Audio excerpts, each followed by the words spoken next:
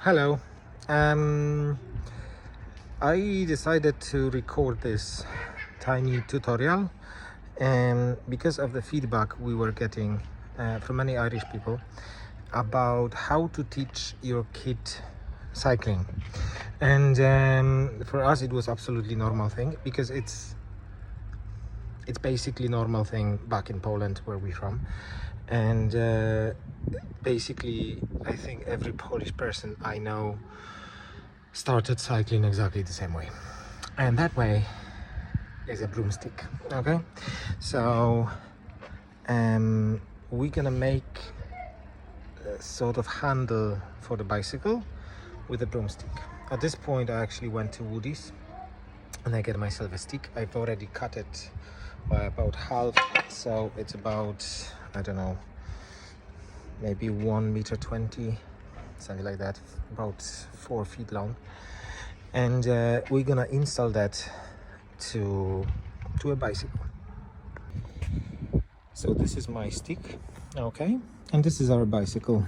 I'm gonna install the stick to this bicycle for the second time. My first daughter learned how to cycle on this very bike. This bike is really good for that one reason. It has a tiny gap here, so what we're gonna do, we're gonna put the stick through this hole into this hole, and we're gonna have a lovely handle.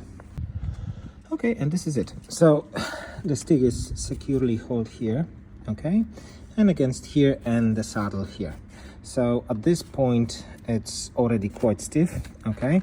I'm gonna secure that a bit more so it will definitely not move anywhere. But what we got is this, okay. So basically a bicycle on the stick, okay. So I put few zip ties here, and this is just purely to secure, to make sure that the stick won't move right and left. To be absolutely honest, it doesn't have to be too stiff. It's not the point. It's a wooden stick. It is quite elastic. The whole idea of this method is not really to hold the bicycle with a kid on it too tight, too stiff, because the kids have to learn how to balance that. So the stick and a parent or a guardian is here only to make sure that a kid won't fall too far. But yeah, from here it's basically running after a kid on a bicycle, so the whole fun. And I'll show you that in one sec. So Ida can sit on the bike and I hold the stick. It is a bit wobbly, but that's the kind of point. Yep, go on. So at this point I'm just holding a stick and she's cycling herself, okay. With time I can go slightly looser here, but she will be already going better and better and better. At some point I can even release the hand and she will still be going. It's still relatively easy for me to grab it when I need it, okay.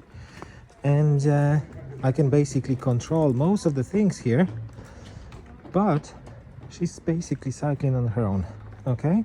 I'm just like holding that so she won't fall. She will keep the balance more or less. If she's going off balance too much, I'm just like keeping that. But that basically she's doing that herself, and you're doing that for a couple of days, and at some point you just like stop holding that, and that's it. That's literally it. Myself, I started cycling like that. My wife started cycling like that. All my friends started cycling like that. That's the easiest way, and it costs literally €5.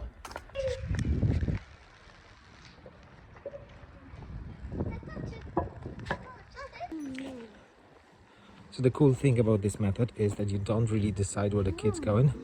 You just keep the balance, okay? And it is kid who decide where to go, right or left, turn right or left. And one of the first things I want her to know is how to grab the balance. Here you go, when she brakes. So the braking, I think it's a very important lesson, because she will have to know that when she stop cycling she will lose the balance, so she'll need to put her leg out to make sure that she won't fall. And And from there, it's pure fun. Come on, faster. Go faster.